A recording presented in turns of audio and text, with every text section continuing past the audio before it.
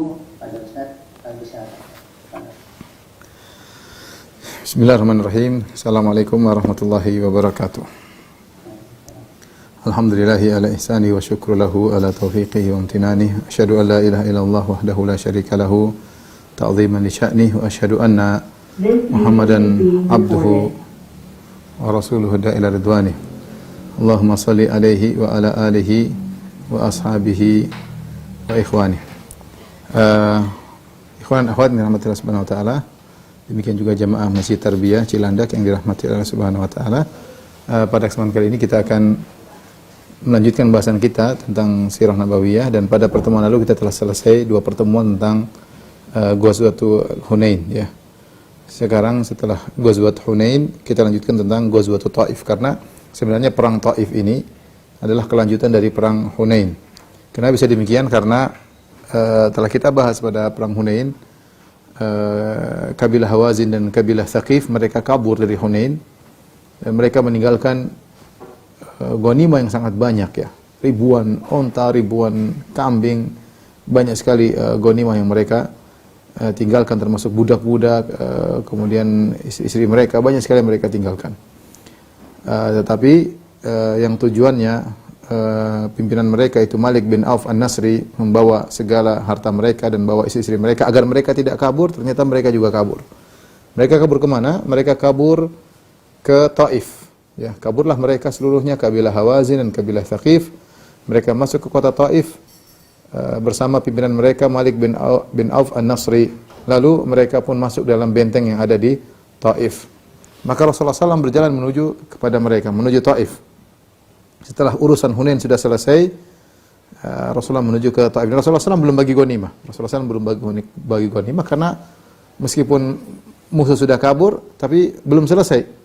Dikejarlah oleh Nabi dan para sahabat menuju Taif, dan itu terjadi pada bulan Syawal tahun 8 Hijriah ya. Bulan Syawal pada tahun 8 Hijriah. Ya, ingat Fatu Makkah bulan Ramadan ya. Kemudian Hunain, kemudian sekarang Taif. Berdekatan antara Fatu Makkah, setelah Fatu Makkah langsung perang Hunain, setelah perang Hunain sekarang perang Taif. Mereka masuk semua ke dalam benteng di Taif. Rasulullah SAW pun berjalan menuju ke Taif, dan beliau menjadikan pemimpin perang pasukan di bagian depan adalah Khalid bin Walid. Ya. Kemudian di tengah perjalanan Rasulullah SAW melewati kuburan Abu Regal. Siapa Abu Regal? Abu Regal adalah salah seorang dari nenek moyang dari kabilah Thaqif, dan dia dari keturunan kaum Samud. Keturunan kaum Samud, yaitu kaumnya Nabi Saleh alaihissalam. Disebutkan ketika Allah memberi kebinasaan kepada kaum Samud berupa halilintar ya, kemudian berupa gempa yang dahsyat ya. Ketika itu Abu Regal ini dari kaum Samud ini sedang berada di kota Mekah. Sedang berada di kota Mekah ya. Kita tahu Diyar Samud dengan kota Mekah agak jauh ya. Sekitar 400 sama 300, sekitar 700 km ya. Ketika itu Abu Regal sedang berada di kota Mekah sehingga dia tidak terkena azab. Nabi SAW bersabda, "Hadza qabru Abi Regal." Ini adalah kuburannya Abu Regal, wa huwa Abu Thaqif, dan inilah nenek moyangnya kaum Bani Thaqif. Wa kana min Thamud, dan dia dari kaum Thamud. Kana fi haramillah, dia berada di kota Mekah. Famana'ahu haramullah min adzabillah, maka gara-gara di kota Mekah Allah tidak menimpakan azab kepada dia.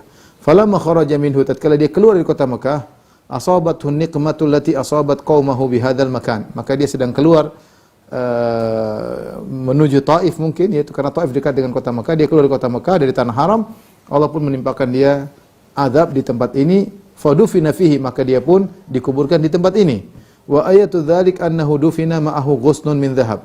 Di antara tandanya dia dikuburkan bersama dia bawa ghusnun, itu semacam tangkai tapi terbuat dari bukan dari kayu tapi dari emas. In antum nabashtum anhu asabtumuhu ma'ahu, kalau kalian gali di kuburannya kalian akan dapati tangkai emas tersebut. Fabtadarahun nas fastakhrajul ghusn, kemudian orang-orang pun membuka kuburannya dan ternyata benar ada tangkai emas tersebut. Kemudian Rasulullah SAW melanjutkan perjalanan meninggalkan Abu Regal ya, sampai akhirnya tiba dekat dengan benteng Taif.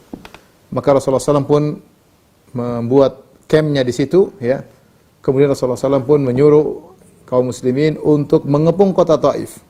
Ada khilaf di kalangan para ulama, berapa lama Nabi SAW mengepung kota Taif sehingga mereka tidak bisa keluar dari benteng mereka. Ada yang mengatakan belasan hari, ada yang mengatakan 20 sekian hari, ada yang mengatakan 40 hari, ya. Ada khilaf di kalangan para ulama, tapi intinya Nabi mengepung benteng kota Taif kira-kira sebulan. Namun orang-orang Thaqif ternyata dalam benteng mereka sudah menyediakan segalanya, makanan, minuman, alat peperangan. Mereka sudah persiapan penuh untuk berperang dengan siapa saja. Makanya ketika mereka masuk dalam benteng mereka dalam pertahanan yang kuat. Mungkin untuk persiapan logistik untuk berapa bulan, ya, kemudian alat segala hal yang diperlukan. Maka ketika kaum muslimin berkem di dekat benteng mereka, maka orang-orang Thaqif pun keluar dari benteng mereka dari atas, kemudian memanahi kaum muslimin, melempar dengan batu, dengan lemparan yang kuat, ya, sampai sebagian kaum muslimin terluka. Karena camp mereka dekat dengan benteng. Hal ini menjadikan karena kondisi yang tidak nyaman, mereka dipanah, kemudian dilempar dengan bebatuan sehingga dari arah atas tentu keras ya lemparan tersebut sehingga banyak kaum muslimin atau sebagian kaum muslimin terluka. Akhirnya Rasulullah SAW terpaksa untuk meninggalkan lokasi tersebut, kemudian pindah di lokasi lain yang sekarang dibangun Masjid Taif. Sekarang dibangun kota Taif yang namanya Masjid Taif. Ya, disitulah Rasulullah SAW dulu camp di situ. Bercamp di situ, ya. Ketika itu yang bersama Nabi dalam peperangan tersebut istrinya adalah Ummu Salamah radhiyallahu taala. Kita tahu Nabi SAW ketika bersafar dia bawa istrinya, ya. Kadang beliau mengadakan undian siapa yang keluar namanya maka ikut bersama Nabi dalam safarnya. Menunjukkan perhatian Nabi terhadap istri. Dalam safar Rasulullah selalu membawa istrinya. Bahkan dalam safar yang seperti dalam peperangan Rasulullah SAW membawa istrinya. Ketika itu yang dibawa oleh Nabi adalah Ummu Salamah radhiyallahu taala anha. Kalau seorang tidak merepotkan dia bawa istrinya, lebih baik dia bersafar dengan istrinya, ya. Itu sunnah Nabi SAW menemani dia dalam perjalanan, dalam namanya dia butuh teman ketika istirahat. Kalau memang tidak merepotkan, tapi ada hal-hal tertentu kita tidak bisa bawa istri. Jadi maksudnya biasakan seorang bersafar bawa istri karena itu adalah sunnah Nabi SAW. Kemudian ada kisah yang terjadi, ya, itu kisah Al-Mukhannas. Mukhannas adalah seorang laki yang bencong, laki ke wanita-wanita namanya apa? Banci, ya, banci, ya. Di zaman Nabi ada seorang banci, ya. Rasulullah SAW menemui Ummu Salamah radhiyallahu anha. Kemudian di sisi Ummu Salamah ada saudaranya yaitu Abdullah bin Abi Umayyah, ya. Abdullah bin Abi Umayyah bin Al-Mughirah. Karena Ummu Salamah adalah Ummu Salamah bin Abi Umayyah bin Al-Mughirah. Ada saudaranya Abdullah bin Abi Umayyah. Dan ada Mukhannas, ada seorang bencong laki-laki, ya. Yud'a Hitan, namanya Hit. Maka laki-laki ini, banci ini ngobrol sama Abdullah bin Abi Umayyah. Ngobrol. Apa kata banci ini? Laki-laki, ya, dia berkata kepada Abdullah bin Abi Umayyah bin Al-Mughirah, "Ya Abdullah, in fatahallahu alaikum at-Taif ghadan fa alayka bibnati Ghailan." Ya. Fa innaha tuqbilu bi arba wa tudbiru bi thaman, ya. Dia berkata, ngobrol tentang wanita. Dia berkata kepada Abdullah bin Abi Umayyah, "Wahai Abdullah bin Abi Umayyah, kalau besok Allah memenangkan kalian menaklukkan kota Taif, hendaknya kau cari putrinya Ghailan, namanya Badiyah, dan dia nanti masuk Islam." Ini wanita cantik katanya. Wanita cantik, bodinya bagus. Fa innaha tuqbilu bil arba. Kalau kita lihat dari depan kelihatan 4 tonjolan tubuhnya, kalau dia balik belakang kelihatan 8 tonjolan tubuhnya. Wallahu a'lam maksudnya apa. Tapi dikatakan fa innaha tuqbilu bil arba, kalau dari depan dilihat ada 4 tonjolan, kalau dia balik belakang ada 8 tonjolan. Artinya lelaki ini mensifati tentang wanita yang dia lihat. Maka Rasulullah SAW berkata, "La yadkhulanna haula'i alaikunna." Jangan sampai ini laki-laki seperti ini ketemu kalian, ya, wahai para wanita. Karena ternyata dia meskipun dia banci disangka tidak berhasrat, ternyata dia mensifati wanita, ya, dia tahu bentuknya sebenarnya, ini menimbulkan fitnah. Mungkin dia tidak berhasil, tapi dia ketemu dengan laki lain, dia akan cerita tentang, oh saya tadi ketemu cewek begini, perempuan begini-begini, maka Rasulullah mengatakan tidak boleh lagi ketemu dengan wanita orang yang seperti ini. Ya.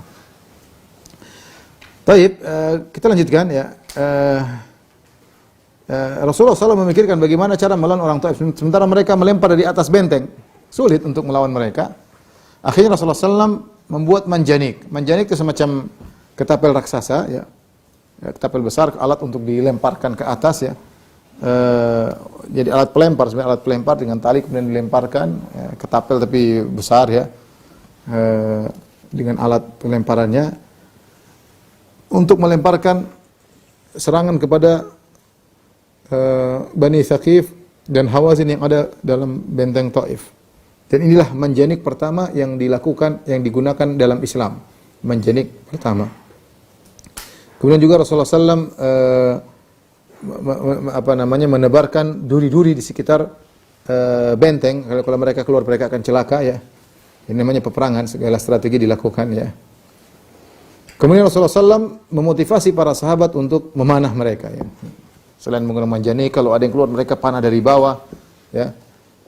Imam Ahmad meriwayatkan dalam musnadnya dan juga Tirmidzi dengan sanad yang sahih dari Abu Najih As-Sulami, dia berkata, hasarna ma'an Nabi sallallahu alaihi wasallam hisna Taif.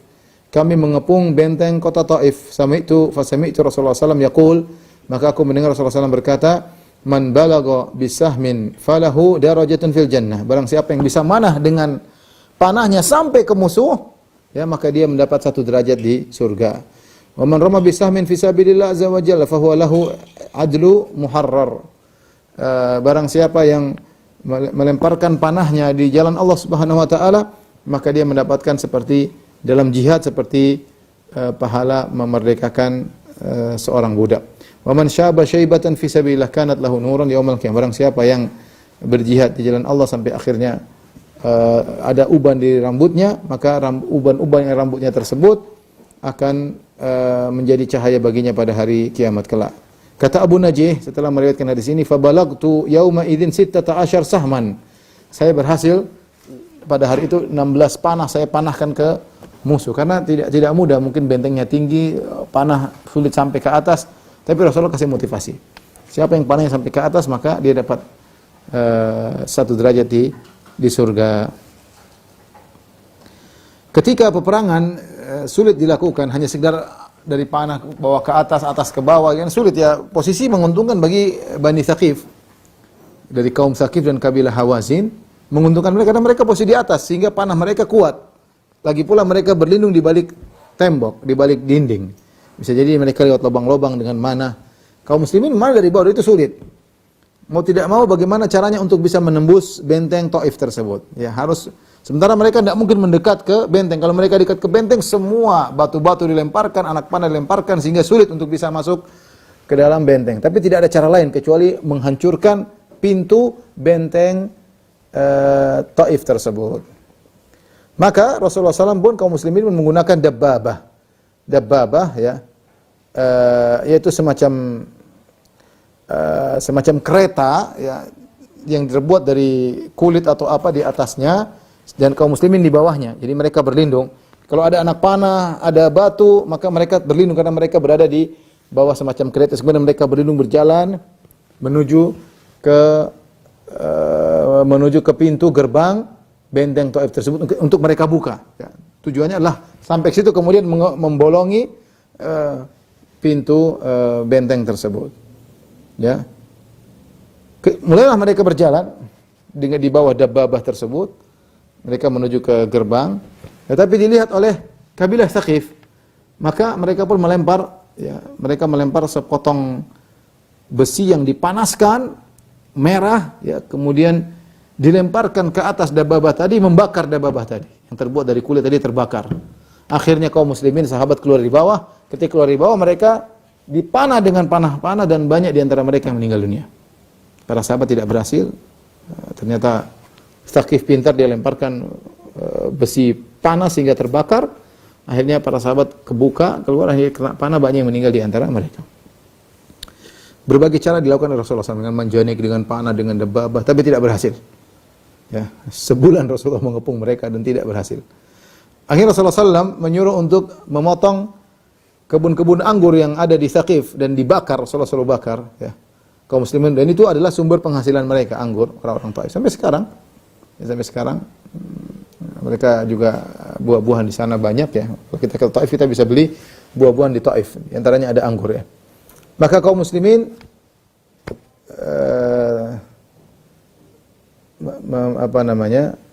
memotong kebun mereka, ya, sebagian dirusak. Maka Saqif meminta kepada Nabi, mereka menyebut nama Allah dan atas nama Rahim, kita ini satu rahim, kita masih bersaudara, ya, jangan potong, ya, kita perang aja, jangan usah potong-potong harta kami, jangan dirusak kebun kami. Maka mereka berkata, lima taqta'u amwalana, wahai Muhammad, kenapa kau rusak harta kami? Imma an ta'khudhaha in dhaharta alaina, kalau kalian menang ambil aja, ngapain dipotong yang rusak? Wa imma an tada'a lillahi warrahim, kalau tidak jangan kau rusak, karena Allah dan karena persaudaraan di antara kita, jangan rusak. Kenapa dirusak? Akhirnya Rasulullah SAW berkata, fa inni ada'uha lillahi warrahim, aku ya sudah tidak usah dirusak karena Allah dan karena persaudaraan, ya, sama-sama Arab, ya, sama-sama bertetangga antara. Apalagi Rasulullah SAW pernah tinggal di Taif, ya, Rasulullah SAW pernah tinggal di Bani Sa'ad, ya, di Halimah Sa'diyah dan di Taif. Berbagai cara dipikirkan oleh Nabi. Di antara hal yang dipikirkan oleh Nabi berkata, menyuruh seorang untuk menyeru, berteriak, ya, ayyuma abdin nazala minal hisni wa kharaja ilaina fahuwa hur. Maka mereka punya budak-budak banyak. Maka ada pengumuman diteriakkan oleh seorang pemberi pengumuman dari kubur. Rasulullah SAW berkata, budak mana saja yang keluar dari benteng dan menuju kami, maka dia merdeka. Maka dia merdeka. Ini cita-cita budak ingin merdeka. Rasulullah tawarkan, siapa budak turun dari benteng, kepada kami merdeka. Maka turunlah 23 budak. 23 budak semua keluar ingin merdeka, dan mereka dimerdekakan. Di antara budak-budak tersebut ada namanya Nufai bin Masruh. Nufai bin Masruh, dia adalah Abu Bakrah radhiyallahu ta'ala anhu. Nufai bin Masruh ini ketika dia ingin keluar dari benteng Taif, maka dia menggunakan tadalla bi bakratin mustadiratin. Maka dia keluar dengan bakrah. Bakrah itu alat yang kalau di sumur kan di atasnya ada seperti bundaran untuk taruh tali, untuk gini, ya. Tali di sini yang untuk bundaran yang untuk taruh tali, itu namanya bakrah dalam bahasa Arab. Dia gunakan alat itu, mungkin turun pelan-pelan menuju ke bawah. Maka sejak itu dia dikenal dengan Abu Bakrah. Dikenal dengan Abu Bakrah karena bahasa Arab namanya bakrah itu, ya. Maka budak-budak tadi masuk Islam dan mereka dimerdekakan oleh Rasulullah sallallahu alaihi wasallam, ya, di antaranya Abu Bakrah. Rupanya dia budak yang cemerlang, ya. Nanti ketika Thaqif di kemudian hari masuk Islam, mereka minta kepada Rasulullah, ya Rasulullah, itu Abu Bakrah kembalikan kepada kami, itu budak kami, kembalikan kepada kami. Rasulullah SAW tidak mau. Rasulullah SAW berkata, huwa taliqullah wa taliqu Rasulillah. Dia adalah budak yang dimerdekakan oleh Allah dan dimerdekakan oleh Rasulullah SAW. Maka dialah maula. Maula adalah sebutan bagi budak yang dimerdekakan. Jadi maula Rasulillah maksudnya budak yang dimerdekakan oleh Rasulullah sallallahu alaihi wasallam. Itulah Abu Bakrah radhiyallahu taala anhu yang asalnya adalah budak yang turun dari benteng untuk bergabung dengan kaum muslimin. Baik. Tadi sudah kita sebutkan pengepungan sekitar sebulan, tapi tidak ada hasilnya. Rupanya Thaqif memiliki pertahanan yang kuat, persiapan yang matang, ya, peralatan perang yang banyak, anak panah yang banyak, batu-batu yang banyak, sulit, ya. Rasulullah sebulan juga butuh makan, para sahabat juga realistis, sulit. Sebulan bagaimana? Mentah mereka punya persediaan berapa bulan dalam benteng, ya. Sementara para sahabat juga ya realistis, butuh ini, butuh anu, ya. Mengepung sebulan dengan pasukan yang banyak tidak mudah, ya, mengurusi sekitar pasukan sahabat sekitar 12.000 orang. Tidak mudah untuk mengurusi 12.000 orang, makannya, minumnya dan lain-lainnya. Maka Rasulullah SAW mimpi suatu hari. Kemudian Rasulullah SAW menceritakan mimpinya kepada Abu Bakar As-Siddiq. Bahwasanya dalam mimpi tersebut Rasulullah SAW ketika Rasulullah SAW sedang mengepung Bani Thaqif di benteng tersebut. Rasulullah SAW berkata, apa mimpinya? Kata Rasulullah, ya Abu Bakrin, wahai Abu Bakar radhiyallahu anhu, inni ra'aitu anni uhdiyat li qa'batun mamlu'atun zubdan. Ya Abu Bakar, aku lihat dalam mimpiku, aku diberi hadiah berupa Ka'bah, itu gelas yang besar yang penuh dengan zubdan, yaitu semacam susu ya. Fanaqaraha dikun. Lalu ada gelas besar tersebut ternyata dipatok oleh ayam jago sampai bolong, faharaqa ma fiha. Maka yang ada dalam gelas tersebut air susunya tumpah semua. Air susunya tumpah semua. Faqala Abu Bakar radhiyallahu anhu, maka Abu Bakar menafsirkan mimpi tersebut. Rasulullah juga bisa menafsirkan, tapi Rasulullah ingin bertanya kepada Abu Bakar. Maka Abu Bakar berkata, ma adzunnu an tudrika minhum yaumaka hadza ma turid. Kata Abu Bakar, menurutku mimpi itu menunjukkan bahwasanya apa yang kau inginkan tidak akan kau dapatkan pada hari ini dari Thaqif. Faqala Rasulullah SAW berkata, wa ana la ara dzalik. Dan aku tidak memandang hal tersebut ya. Artinya Rasulullah SAW tetap berusaha ya. Tetap berusaha ya. Mungkin masih ada kesempatan. Tapi Abu Bakar mimpi dia menafsirkan bahwasanya kayaknya tidak akan berhasil ya. Wallahu alam, ini sepertinya Rasulullah SAW juga mengatakan la ara dzalik, aku juga memandang aku tidak bakalan bisa mengalahkan mereka. Tapi pengepungan berlanjut ya.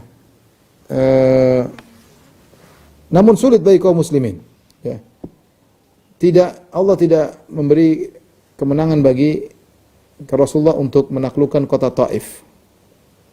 Maka akhirnya Rasulullah melihat harus pulang, realistis, sulit. Realitanya menunjukkan sulit untuk berhadapan dengan kondisi demikian. Maka Rasulullah berkata kepada Umar bin Khattab radhiyallahu anhu, nadi finnas inna qafiluna insyaallah. Wahai Umar, apalagi setelah mimpi tadi, maka kata Rasulullah, wahai Umar, beri pengumuman kepada pasukan semuanya, inna qafiluna insyaallah, kita pulang insyaallah. Kita pulang insyaallah. Maka Umar berteriak, inna qafiluna insyaallah. Kita pulang insyaallah.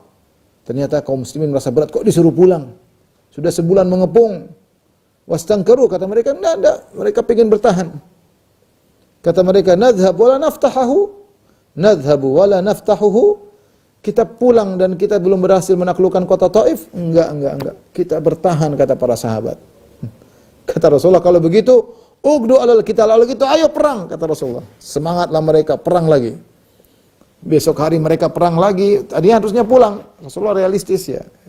Dan demikian dalam peperangan Rasulullah realistis. Ketika kita contohkan misalnya perang Khandaq, Rasulullah SAW melihat pasukan cuma 2.000-an atau 3.000-an, musuh 10.000, secara realitas sulit untuk berhadapan. Ya caranya gimana? Dan insya Allah besok kita pulang. Kalah terus kita pulang. Para sahabat fasurru bidzalika wad'anu, akhirnya mereka senang disuruh pulang dan mereka tunduk. Wa ja'alu yarhaluna wa Rasulullah SAW, akhirnya mereka pun semangat bawa barang-barang untuk pulang. Wa Rasulullah SAW yadhak, Rasulullah SAW tertawa ya. Kemarin disuruh pulang enggak mau pulang, sekarang disuruh pulang semangat pulang. Ya. Kemarin disuruh pulang enggak mau pulang, sekarang disuruh pulang semangat. Rasulullah tertawa ya, Rasulullah realistis ya. Dan benar ternyata doa Nabi dikabulkan. Nabi ingin mereka masuk Islam, Bani Thaqif, dan akhirnya mereka nanti masuk Islam. Akan kita sampaikan insyaallah di kemudian hari. Akhirnya Bani Thaqif yang tadi menyerang para sahabat, Rasulullah tidak mendoakan keburukan bagi mereka, Rasulullah mendoakan kebaikan bagi mereka dan mereka akhirnya masuk Islam. Baik, akhirnya Rasulullah SAW meninggalkan Taif menuju kepada Ju'ranah. Ju'ranah tempat orang-orang kalau mau umrah, di antara tanah halal adalah Ju'ranah ya. Jadikan miqat di antaranya Ju'ranah, di antaranya Tan'im ya, di antara tanah halal adalah Semesi ya, Hudaybiyah, ini semua tanah-tanah halal, orang bisa berumrah dari situ karena namanya umrah itu dalam bahasa artinya ziarah. Ziarah dari tanah halal menuju tanah haram, dari tanah halal menuju tanah haram. Jadi orang kalau umrah harus ke tanah halal. Tanah halal itu di luar tanah haram. Tanah halal di antaranya di Ju'ranah, di antaranya di Tan'im, tempatnya Aisyah umrah, di antaranya dari Hudaybiyah. Itu tanah halal terjauh dari Ka'bah. Tapi ketika Rasulullah SAW berjalan dari Taif menuju ke Ju'ranah, di tengah jalan Rasulullah SAW bertemu dengan Suraqah bin Malik al-Ju'shumi. Suraqah bin Malik al-Ju'shumi. Masih ingat mungkin para pemirsa yang dirahmati Allah Subhanahu wa taala, Suraqah bin Malik ini yang ketika Rasulullah SAW awal-awal berhijrah, Rasulullah SAW meniti jalan di arah pantai, dan dia yang mengejar Nabi ingin mendapatkan sayembara. Siapa yang bisa mendatangkan Muhammad atau Abu Bakar hidup atau mati akan mendapatkan 100 ekor onta. Dan dia mengejar Nabi dengan kudanya, dengan membawa panahnya, tapi ketika dia mendekati Nabi, kudanya tersungkur. Ya. Kemudian dia goyangkan undian, dia bilang maju atau tidak. Terus keluar tidak, tapi dia maju lagi. Karena dia semangat dapat 100 ekor onta. Kemudian terjatuh lagi. Sampai 3 kali akhirnya dia berteriak, saya tidak ingin mengganggu apa-apa. Akhirnya Rasulullah SAW pun memberikan dia keamanan. Ya. Dengan syarat kau jangan cerita kepada siapapun, kami lewat sini. Jangan kau ceritakan kepada siapapun, kami lewat sini. Maka Rasulullah berikan dia tulisan, dan dia bawa tulisan tersebut. Ya, itu di awal Rasulullah ketika berhijrah. Sekarang 8 tahun berikutnya, dia ketemu lagi dengan Nabi SAW. Dia datang Suraqah bin Malik al-Ju'shumi, maka dia masuk di pasukan berkuda milik kaum Ansar, maka kaum Ansar semuanya mengarahkan tombak ke arah dia. Ya. Ilaik, jauh kau. Apa kau ngapain? Mau ngapain? Suraqah mendekati Rasulullah SAW dan Rasulullah di atas ontanya. Kata Suraqah, wallahi laka'anni anzuru ila saqihi fi gharzihi ka'annaha jumar atau jimaratun. Kata Suraqah, demi Allah ketika aku melihat Nabi, Suraqah dibawa Nabi di atas ontanya, sedang di atas ontanya, dia melihat betis Nabi sedang di tempat pijakan onta. Kata dia, aku melihat betis Nabi sangat putih, seakan-akan dia adalah jantung bagian dalam batang korma. Jumarah sudah pernah kita jelaskan. Jumarah adalah, ini kalau pohon korma, ini pohon korma, di atasnya daun-daun, di puncak pohon korma, batang korma itu bisa dibolongin. Kalau dibolongin keluar putih, batang itu bisa dimakan, namanya jumarah. Jumarah saya pernah makan, ya enak ya. Artinya dia punya cara rasa khas ya. Kalau mau ngambil jumarah itu berarti korma harus mati. Korma harus ditebang baru dibolongin batangnya, kemudian ada warna putih, bersih. Itu namanya jumarah. Nah, dan itu bisa dimakan. Kata Suraqah bin Malik bin Ju'shum, aku melihat betis Nabi putih seperti jumarah, seperti bagian dalam batang korma bagian atas ya. Farafa'tu yadi bil kitab, maka aku pun mengangkat tanganku dengan tulisan yang pernah Rasulullah berikan kepadaku. Tsumma qultu ya Rasulullah, hadza kitabuka li ya Rasulullah, kau ingat ya Rasulullah, inilah tulisan yang kau berikan kepadaku waktu itu. Ana Suraqah bin Malik bin Ju'shum, aku adalah Suraqah bin Malik bin Ju'shum. Ketika itu Rasulullah bilang, jangan kau ceritakan kepada siapapun kalau aku lewat sini. Dan dia belum masuk Islam ketika itu. Padahal dia ingin nangkap Nabi dapat 100 ekor onta. Maka Rasulullah SAW berkata, yauma wafa'in wa birrin udunu. Ini hari saya wafa, saya tunaikan janji saya yang saya tulis dalam tulisan tersebut, dekatkan dia kepada aku. Maka akhirnya Suraqah mendekati Nabi SAW, maka aku pun masuk Islam, kata Suraqah. Ya.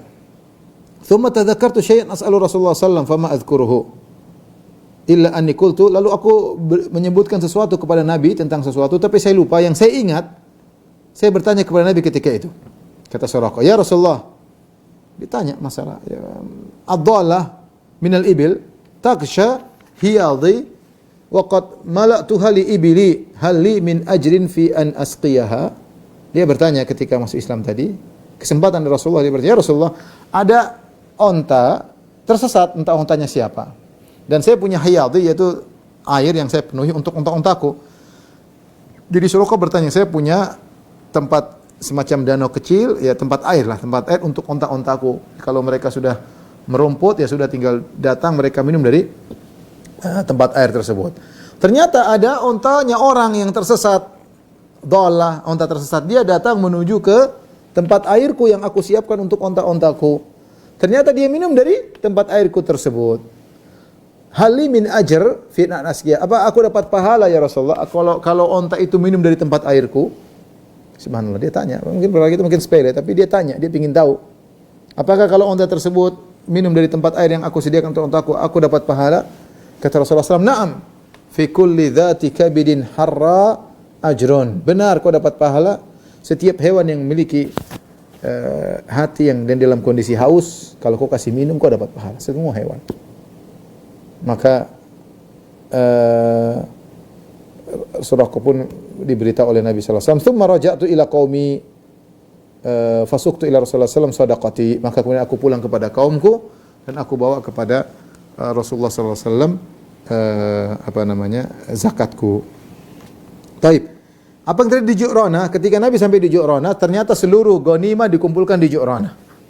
Ya. Ketika itu Rasulullah sallallahu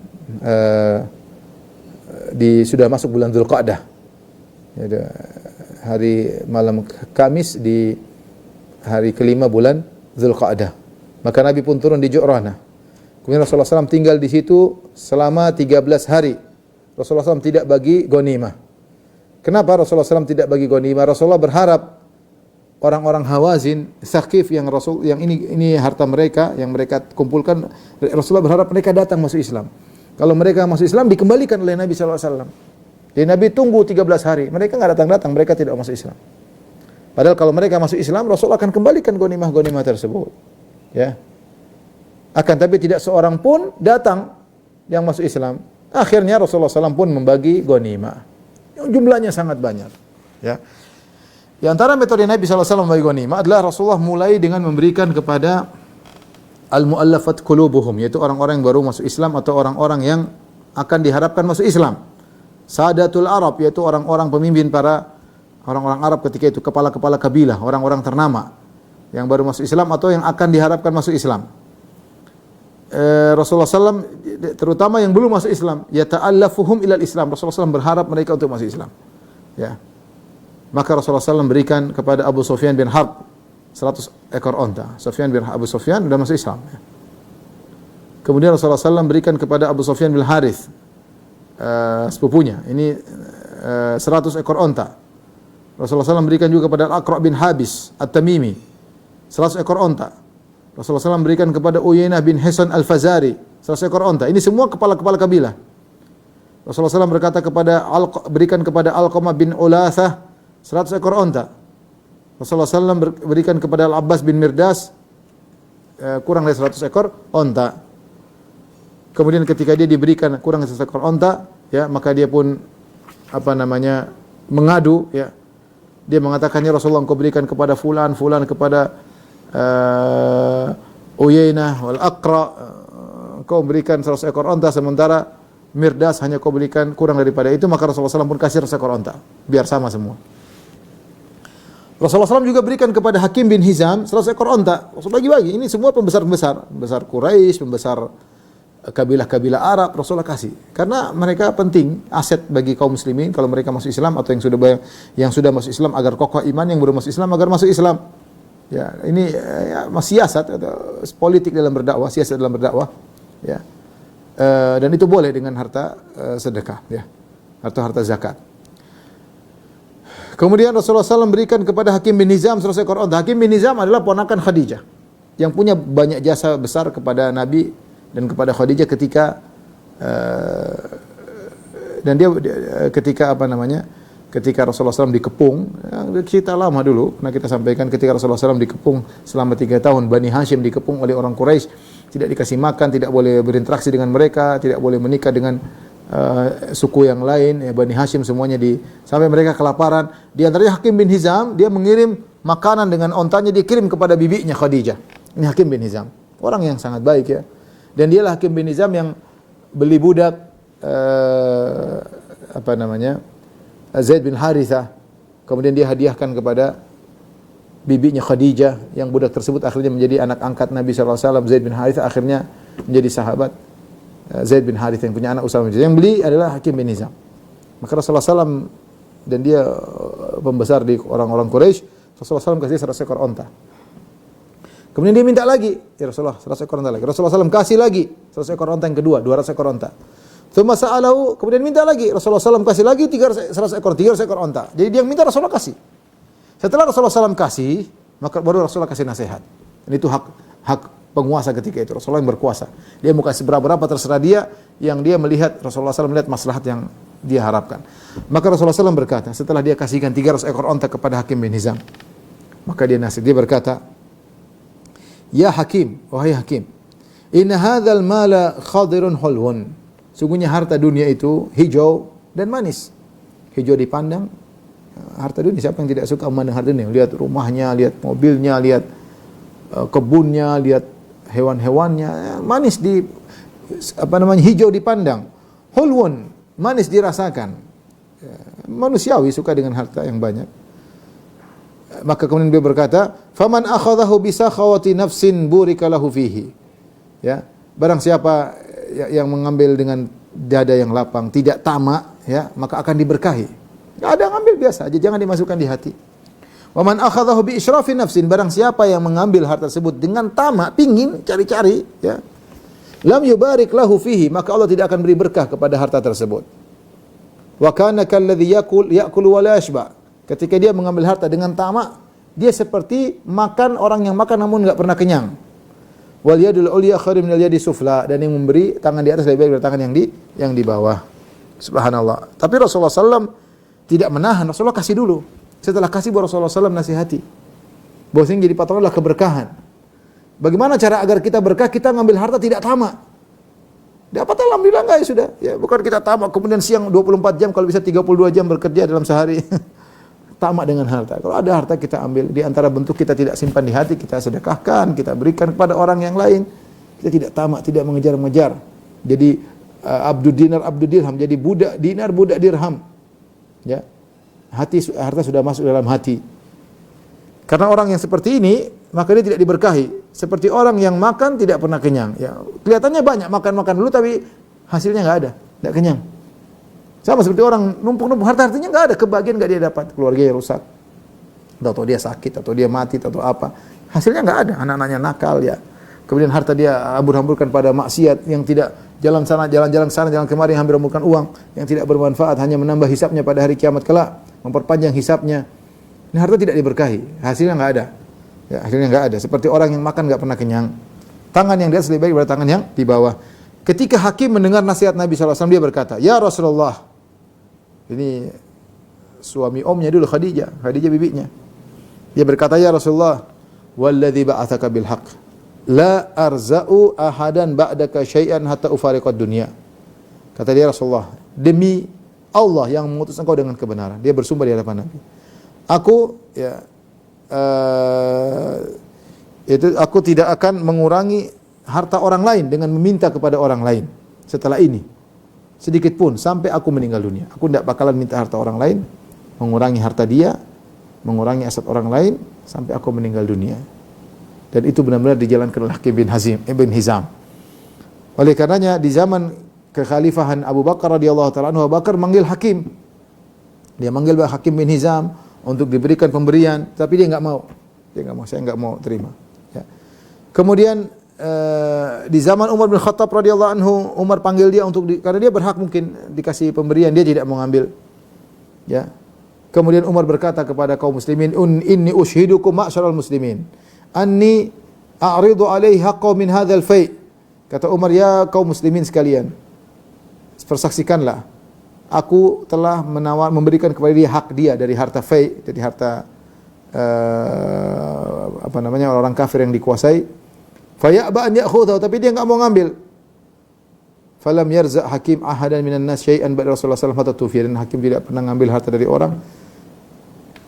Benar-benar nasihat Nabi masuk dalam hatinya sampai dia meninggal dunia.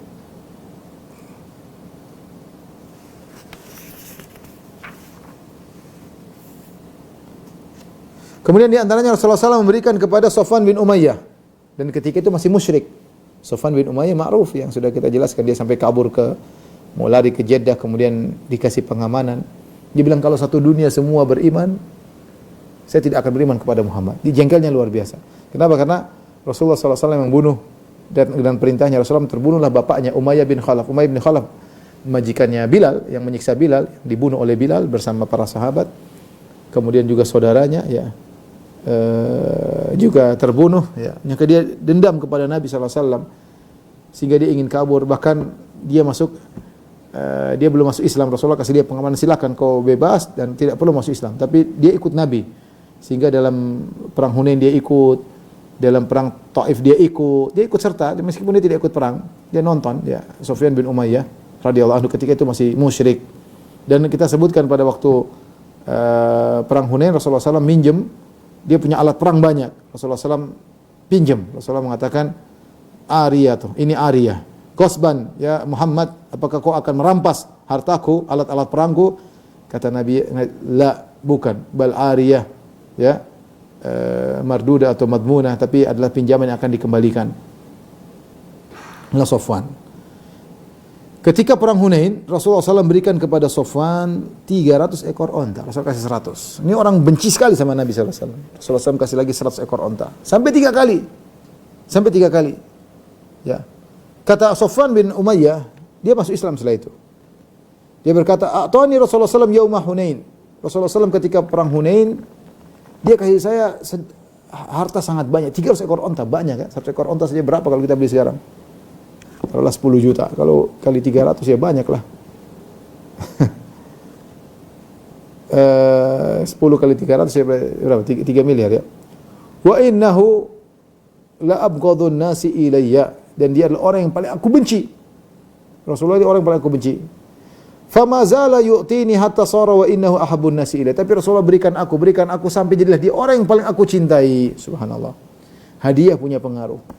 Benar kata Nabi SAW, tahadu tahabu, saling beri hadiah kalian akan saling mencintai. Sifat manusia. Kata seorang penyair, ahsin ilan nasi tasta'bid qulubahumu fatala masta'badal insanal ihsanu. Berbuat baiklah kepada orang lain, kau akan mengambil hatinya. Betapa kuat perbuatan baik mengambil hati orang lain. Ya, inilah yang dilakukan oleh Balqis ketika mengambil hati Sulaiman. Wa inni mursilatun ilaihi bihadiyatin. Aku ingin kirim hadiah kepada Sulaiman. Dia mengambil hati Sulaiman, tapi Sulaiman tidak mau terima alaihissalam. Tapi intinya, Safwan tadi sangat benci. Orang paling benci di alam semesta adalah Muhammad bagi dia sallallahu alaihi wasallam. Tapi Rasulullah SAW tahu ini kebencian luar biasa kepada Nabi. Nabi kasih 100 ekor onta. Taib. Tentu berubah kebenciannya. Mungkin tadi 100 jadi 90.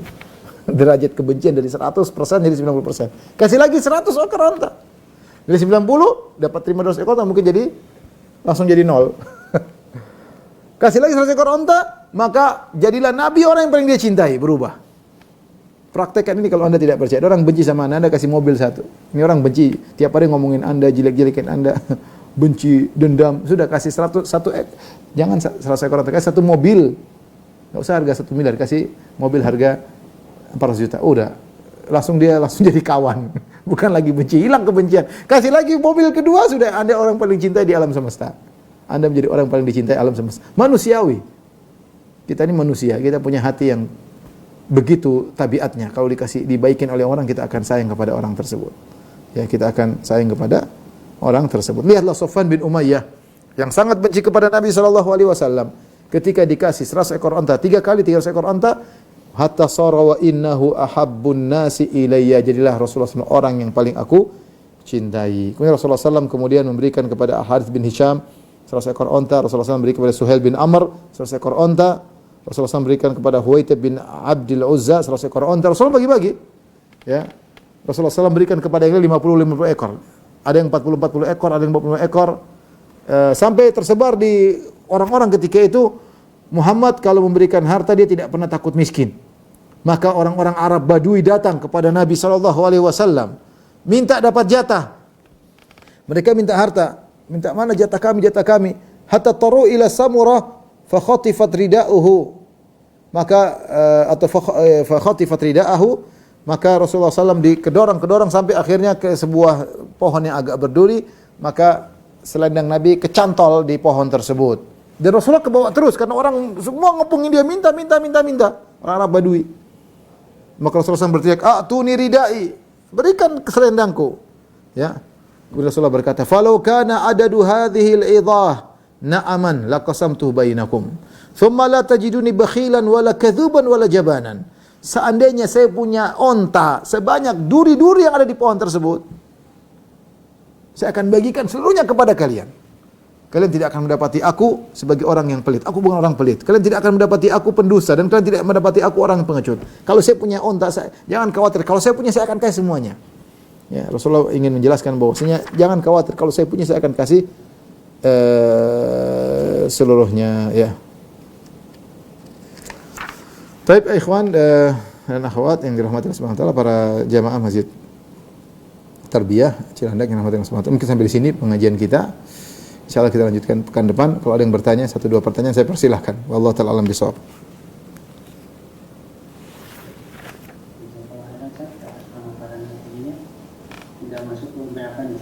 Silakan. Bismillah. Dari janji di Tangerang Selatan. Bismillah. Semoga Ustaz dan jamaah lain sehat selalu dan mana Allah yang Ustaz, dalam sebagian kisah sahabat, Pak Rasul pernah menikah sahabiah yaitu Ramlah bintu Abu Sufyan setelah suami beliau murtad dan meninggal di Habasyah dengan cara menikah jarak jauh. Apakah kisah tersebut sahih, Ustaz?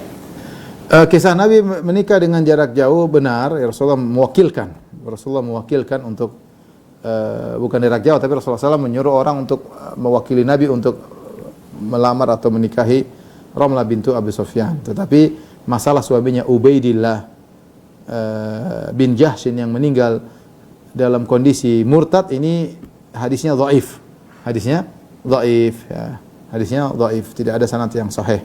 Oleh karenanya pendapat yang benar, Ubaidillah bin Jahshin bukan meninggal dalam kondisi Nasrani. Disebutkan dia meninggal dalam kondisi Tanassar, masuk Nasrani. Dan itu aneh karena disebutkan dalam riwayat tersebut dia mewasiatkan kepada Ramlah istrinya kepada Nabi SAW. Dan aneh, dia kan pergi meninggalkan kota Mekah untuk berhijrah dalam rangka menyelamatkan agamanya. Bagaimana dia berhijrah ke Habasyah kemudian masuk Nasrani? Ya, padahal dia imannya kuat dan dia berhijrah untuk menyelamatkan agamanya. Intinya hadis riwayat bahwasanya dia masuk Nasrani riwayatnya lemah. Tapi disebut dalam sebagian buku-buku sirah. Tapi adapun Nabi menikah dari jarak jauh artinya memberi wakil untuk menikah, maka itu benar. Allah alam bisawab.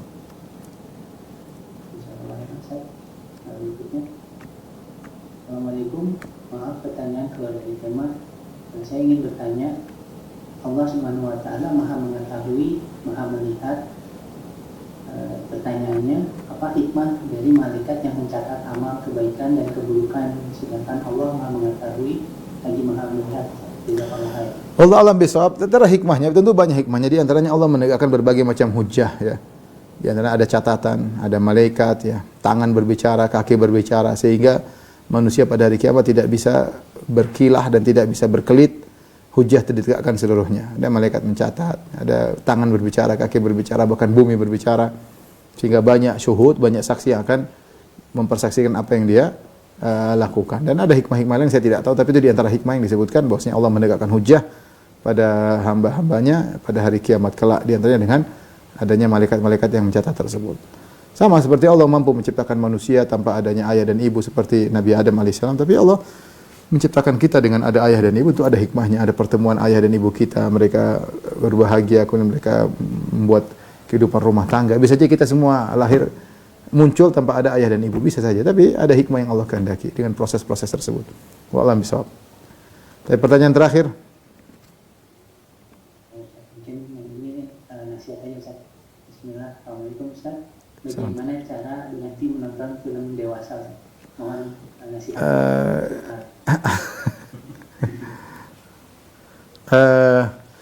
Penyakit menonton film dewasa adalah suatu yang candu, ya, candu. Bahkan saya baca kecanduan hal tersebut lebih kuat daripada kecanduan merokok atau minum khamar. Maka seorang berusaha, karena itu setiap melihat mungkin terekam dalam hati, bagaimana prosesnya para dokter lebih tahu, para psikolog lebih tahu. Tapi pertama bertakwa kepada Allah Subhanahu wa taala. Memang mungkin perjuangan berat, ya. Tetapi kalau dia bisa berhenti dalam waktu 2 bulan, dengan berbagai cara dia berusaha berdoa kepada Allah, maka candu tersebut akan hilang dengan izin Allah Subhanahu wa taala, dan semoga dia bisa meninggalkan. Karena tidak meninggalkan akan pengaruh dalam kehidupan rumah tangganya. Kalau dia masih bujang sekarang, ketika dia menikah, banyak hal yang akan membuat dia sengsara. Mungkin dia tidak akan merasa puas dengan istrinya, mungkin dia akan kemudian tertarik untuk macam-macam dan akhirnya berzina, dan banyak hal yang merupakan dampak buruk dari hal tersebut. Maka dia berdoa kepada Allah Subhanahu wa taala, menangis minta agar Allah memberi bimbingan. Kemudian yang kedua, dia tahu bahwasanya dia membuang-buang umurnya. Bagaimana kalau dihisab oleh Allah pada hari kiamat kelak, dibongkar semuanya pada hari kiamat kelak. Mungkin setiap hari entah berapa lama dia nonton film dewasa tersebut. Mungkin 1 jam, 2 jam, mungkin 3 jam, mungkin 4 jam, Allah alam, ya, apalagi dia bersendirian. Kemudian berbulan-bulan, bertahun-tahun, bisa jadi seorang tercandu sampai puluhan tahun, dan itu bisa terjadi. Bayangkan berapa umur yang dia buang dalam dalam kubangan yang hal yang menjijikkan tersebut. Kemudian belum dampak-dampak yang lainnya, bisa jadi dampak pada anak-anaknya. dan hal-hal lain, dia berusaha untuk bertakwa kepada Allah Subhanahu wa taala.